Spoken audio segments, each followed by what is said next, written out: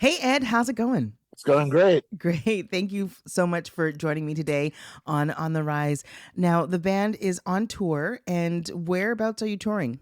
We're in Columbus, Ohio right now, just in the middle of a East Coast Midwest GTA run to promote the new album.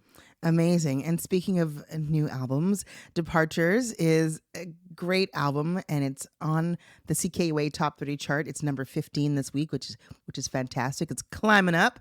Tell me, how did this album come into being? What sort of were the sparks that got the fire going?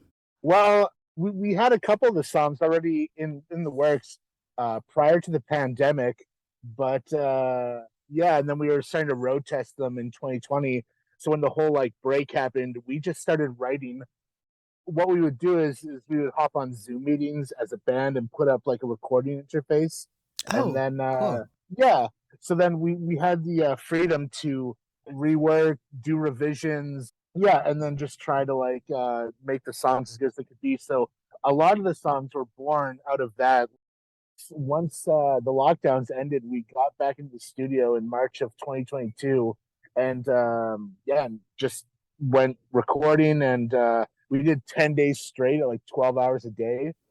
Wow. Yeah, yeah, but even prior to that, we were rehearsing 3 or 4 days a week and doing like heavy like drills and like I don't know, like we just kind of wanted to come out of the pandemic like very strong and just as like a tighter Mhm. band. So yeah, it's kind of crazy that it's out now. We spent so much time with it that it's like Yeah. having to release it into the world is both exciting but also like I hope people like it. I hope people listen to it, and I hope like the amount of time, money, and sweat and blood and like arguments over this or that or was worth it. You know? Oh, definitely worth it, I would say. And I like that you all went to like pandemic boot camp. You went to Oh yeah, funk boot camp. yeah. um, I'd love to play a tune from the album Departures. Can you pick a tune Oh and man. maybe tell our listeners a little bit about it? So I'm gonna go with the fan favorite and do Serpentine. Okay. And is this like in homage to Serpentine Fire? Like, where did this title come from?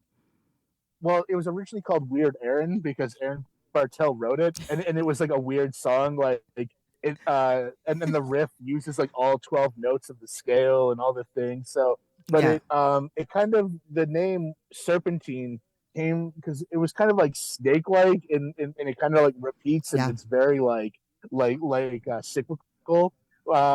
And then as a fun fact, we released a beer collaboration with a brewery, a local brewery that we called Apollo Suds, but it was actually going to be called Slurpentine.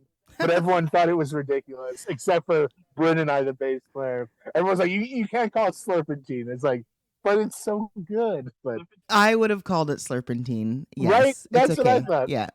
Yeah. That's the next beer That's is the next beer, Slurpentine. exactly. Hmm. Yeah. Yeah. Amazing. Well, Ed, thank you so much for chatting with me today. I'm so like stoked and excited for you guys. And all the best on the tour. And I hope that you will be out west very, very soon. From the album Departures, which is number 15 on this week's top 30 chart, this is Apollo Suns and Serpentine.